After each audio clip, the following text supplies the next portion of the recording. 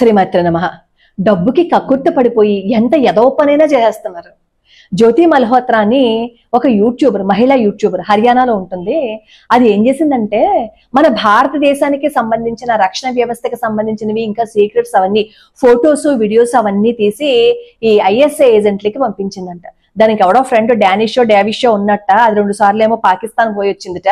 Travel with Jo దాని channel పేరు. దాంట్లో అన్ని యూట్యూబ్ కి సంబంధించినవి, ఈ పాకిస్తాన్ వాళ్ళకి సంబంధించిన వీడియోస్ అన్ని ఉన్నాయి. అంటే మన దేశంలో ఉంటూ మన తిండి తింటూ ఎంత నమ్మక ద్రోహం చేసింది ఇది.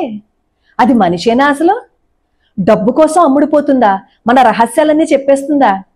ఈ రోజు మనకి వెన్నుపోటు పొడిచే విధంగా పాకిస్తాన్ అమ్మాయి చేత అలా చేయించింది. రేపు పొద్దున్న దాన్ని అది ఊరుకుంటుందా? పాకిస్తాన్ రహస్యాలన్నీ చెప్పించుకున్న తర్వాత దాన్ని బతకనిస్తుందా? ఆ మాత్రం ఇంగితిద్దానం లేదు. ఇక్కడ ఉండి భారతదేశంలో ఉండి ఈ రహస్యాలన్నీ చెప్పేస్తుందా? అలాంటి వాళ్ళు కనపడితే మనం ఏం చేయాలి? ఖర్చుపడుతుంది కదా అలాంటి వాళ్ళని చూసినప్పుడు. ఇంత కష్టపడి ఒక్కొక్క మెట్టు ఎక్కుస్తుంటే మనలో ఉన్న గుంట నొక్కలే చాప కింద నీరులాగా వచ్చి మనల్ని ముంచేస్తుంటే వీళ్ళని ఏం చేయాలి? వీళ్ళని ఎక్కడి వరకు తరిమి కొట్టాలి? వీళ్ళని అనుమానాస్పదంగా ఎవరైనా మీకు కనిపించినా, అనుమానాస్పదంగా ఎవరైనా వీడియోలు తీస్తున్నారని మీకు అనిపించినా మీరు వెంటనే ప్రభుత్వానికి చేరవేయండి ఆ సమాచారాన్ని. కనీసం మీరు చేరవేయలేకపోయినా ఆ చేరవేసే వాళ్ళకైనా మీ సమాచారాన్ని చేరవేస్తే కనీసం ప్రభుత్వానికి తెలుస్తుంది. ఈ గుంటనక్కలు మన దేశంలోనే ఉన్నారు అంటే మనల్ని అందరినీ మూట కట్టేసి తీసుకెళ్లి ఏ సముద్రంలోనో పడేస్తారు.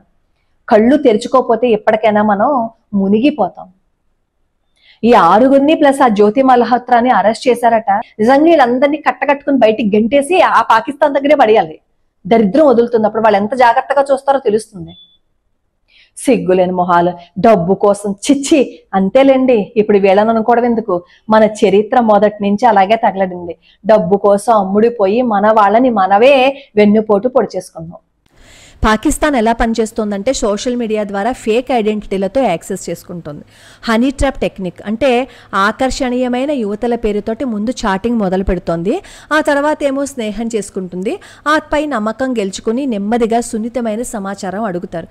ఇప్పుడు ఈ పాకిస్తాన్ ఏ విధంగా అయితే చేస్తుందో కొంతమంది మనలో హిందువులు కూడా మనల్ని అదేగా చేస్తున్నారు. హనీ ట్రాప్ చేస్తున్నారు. మన దగ్గర విషయాలన్నీ తెలుసుకుని వ్యక్తిగత దాడి చేసేస్తున్నారు కదా. వాళ్ళకి వీళ్ళకి పెద్దగా తేడా ఏం లేదనుకోండి. అలానే ఈ పాకిస్తాన్ ఏం చేస్తోందంటే ఉద్యోగాలు ఇస్తానని చెప్పి మభ్య పెడుతోంది. ఇంటర్వ్యూల పేరుతోటి సమాచారం తీసేసుకుంటోంది. మరి మనం ఏం చేయాలి? ఈ సోషల్ మీడియాలో అపరిచితులతో వ్యక్తిగత విషయాలు అస్సలు షేర్ చేసుకోకండి.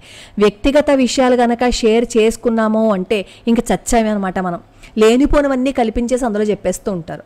అలాగే సైన్యము, ప్రభుత్వ వ్యవస్థల గురించి రూమర్లు లేదా డేటా అస్సలు పెట్టద్దు. గూఢచారి చర్యలు కనపడితే వెంటనే పోలీసులకి సమాచారం ఇవ్వండి. ఆన్లైన్లో ఎవరి గురించి అయినా పూర్తిగా వెరిఫై చేయకుండా వాళ్ళని అస్సలు నమ్మద్దు. అలా నమ్మితే ఇదిగో ఈ జ్యోతి మల్హోత్రా చేసింది కదా, అలాగే అవుతుందని నేను